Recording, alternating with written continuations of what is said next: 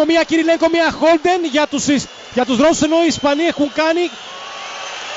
έχουν καθυστερήσει υπερβολικά στις κινήσεις τους, στις reverse κινήσεις τους κοντά ή μακριά από το καλάθι.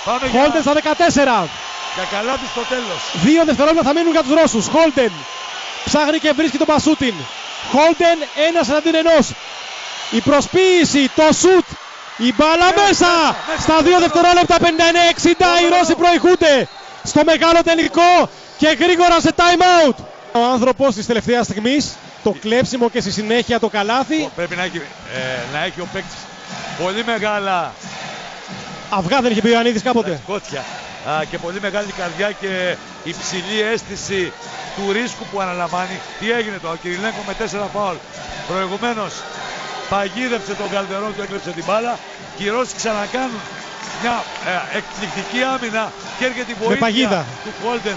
Παγιδεύει ο Χόλντεν ως δεύτερος παίκτης, βλέπουν την μπάλα. Στην reverse κίνηση. Παίζει πια ρόλο η τρέλα του Χόλντεν.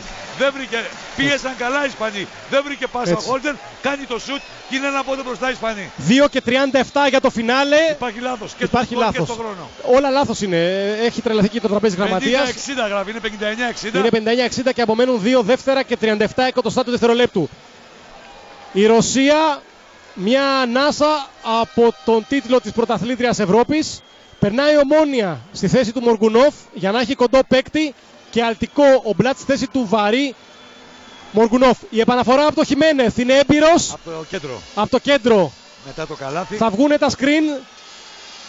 Ο Ναβάρο θέλει την μπάλα. Η μπάλα φτάνει στον Κασόλ. Στο τελευταίο δευτερόλεπτο σουτάρει. Η μπάλα στα ταμπλό.